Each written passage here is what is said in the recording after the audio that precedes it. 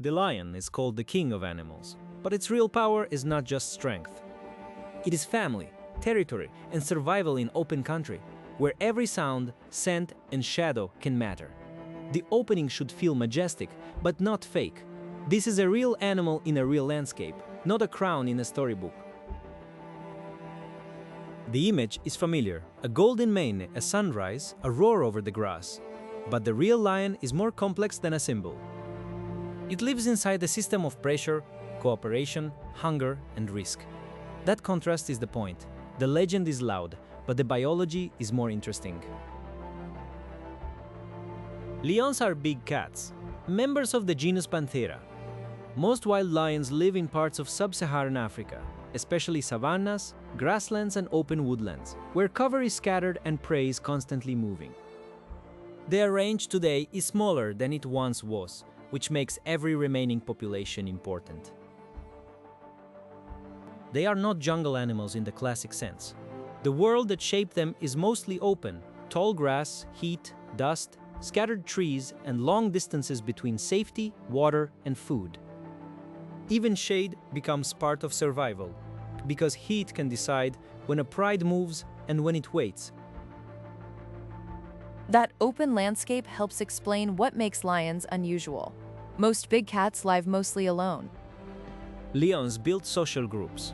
A pride is not decoration around the male. It is the center of lion life. The pride turns a harsh landscape into a shared problem instead of a solitary one.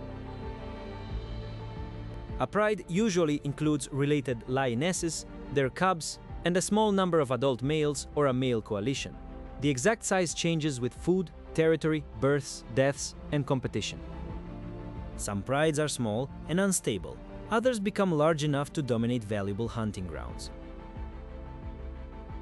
The lionesses are the heart of the pride.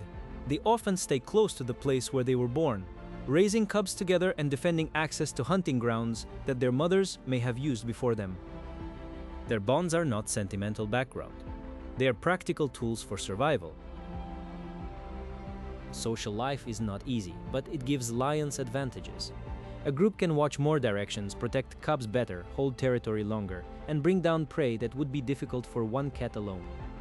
In a place where one failed hunt can matter, those advantages can be the difference between life and death. When people imagine a lion hunt, they often picture one dramatic charge. Real hunts are usually slower and more uncertain. Lionesses read wind, distance, cover, and the movement of the herd before they commit. The best hunters often look calm, because they are saving energy until the last possible moment. Tall grass can hide the shoulder, a tail, or the low shape of a stalking body. In open daylight, a lion has few secrets.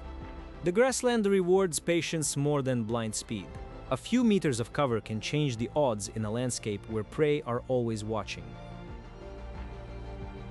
Cooperative hunting does not mean perfect strategy every time. It means several animals can pressure prey from different angles. One lioness may wait while another moves, forcing the herd to make a mistake. It is cooperation, but it is still messy, risky, and never guaranteed. The hunters are powerful, but they fail often.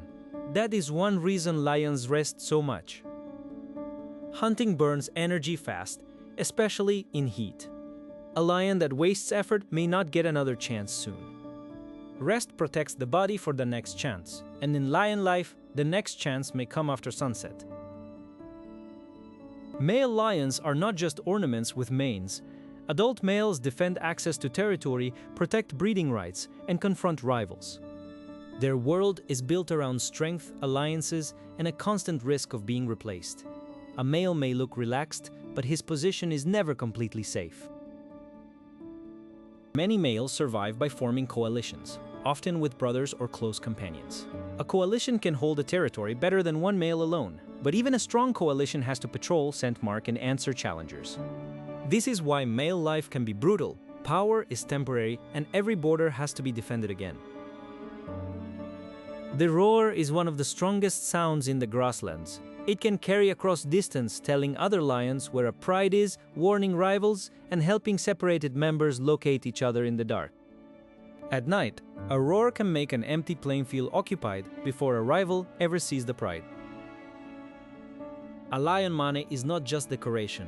It can signal maturity, condition, and fighting ability. Darker or fuller manes may influence how rivals and females read a male, but the mane also comes with heat costs.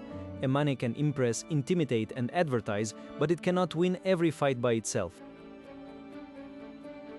Cubs are born into a dangerous world. They are playful, curious, and protected, but they are also vulnerable to hunger, hyenas, leopards, snakes, rival males, and the simple danger of falling behind.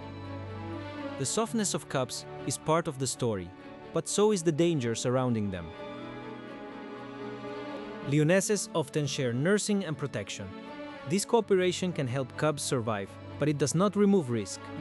In some places, many cubs never reach adulthood, because life in a pride is still life in the wild. Their survival depends on adults, food, timing, and the stability of the pride around them. Rival males can change everything. When new males take over a pride, cubs may be in danger. It is a harsh part of lion biology, tied to competition, reproduction, and the short time a male may hold power. This part of the story is not comfortable, but leaving it out would make lion life too simple. Lions also compete with other predators. Hyenas can steal from lions can steal from hyenas, and both watch each other closely. The grassland is not ruled by one species. It is negotiated every night. Every carcass, every night call, and every boundary can become a negotiation between hunters. That competition is one reason numbers matter. A lone lion is strong, but a pride changes the balance. Group size can decide whether food is defended, whether cubs are guarded, and whether rivals back away. A pride can turn one animal's strength into a collective force. Even so, lions spend much of the day resting. This is not laziness. It is energy management. In hot landscapes, movement has a cost, and most serious hunting happens when light fades or temperatures drop. The stillness is strategic, not empty. It is the pause before the landscape cools and movement becomes possible. The body of a lion is built for explosive power, not endless running. A broad chest, strong shoulders, heavy forelimbs, and retractable claws help it grip, pull, and wrestle during short bursts of action. This is why lions can look lazy for hours and then become explosive in seconds. Grasslands shape every part of that design. Prey animals see far, run fast, and move in herds. Lions must use cover, darkness, teamwork, and timing to turn a wide open place into an ambush zone. The environment does not just surround the lion, it writes the rules of the hunt. Lions are strongly associated with Africa, but they are not only African. A small population of Asiatic lions survives in and around the Gir forest region of India, reminding us that the species once had a far wider range. That small surviving population is a reminder that conservation can work, but only when space and protection remain. The survival of Asiatic lions also shows how fragile lion history has become. A powerful animal can still be vulnerable when its range shrinks, its prey declines, and its future depends on a few protected landscapes. A species can be famous everywhere and still be vulnerable in the few places where it actually lives. Across Africa, lions face shrinking space. Farms, roads, fences, and expanding settlements divide the land. When lions lose wild prey or move near livestock, conflict with people can become deadly for both sides. The border between wild land and human land is often where the future of lions is decided. This conflict is not simply people versus wildlife. Many communities live with real risk and real economic loss. Conservation has to protect lions while also making life safer and fairer for the people who share the landscape.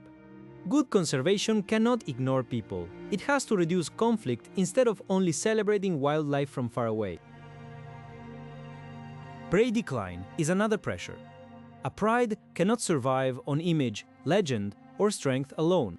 It needs living grasslands with enough antelope, zebra, buffalo, and other animals to support the food web. Protecting lions also means protecting the prey and habitats that make lion life possible. The lion's kingdom is therefore not a throne. It is a network. Grasses, herds, water, territories, rivals, cubs, males, lionesses, and people. Break too many connections, and even the king becomes fragile. A kingdom without grass, prey, and safe movement is only an image. That is why the old image of one male ruling alone is misleading. The male is important, but the pride is the real story. Lion power is social, inherited, defended, and renewed by cooperation. This is the strongest correction to the myth. The lion story is not about loneliness, but connection. The lionesses hunt, nurse, teach, and hold the pride together. The males defend and compete. The cubs learn the rules of a dangerous home. Each role matters, because no lion survives outside the system for long. The pride is a living structure, held together by hunger, kinship, competition, and memory. At sunset, the pride may look peaceful, but behind that quiet image is a life of calculation. When to move, when to rest, when to call, when to fight, and when to stay close. The quiet moment is earned by everything that came before it. A lion is powerful, but power in the grasslands is never simple. It depends on food, family, space, timing, and the ability to survive another night beneath an open sky. That is why respect is a better ending than fear or worship. So the lion is not the king, because it stands alone above nature. It is powerful because it belongs to a pride, and because the pride belongs to the grasslands around it. The pride is not above the grasslands. It is part of them. In the fading light, the strongest image is not one lion on a throne. It is a family moving together through the grass, carrying the old story of survival into another night. That is the real kingdom, not a crown, but a place where survival is shared,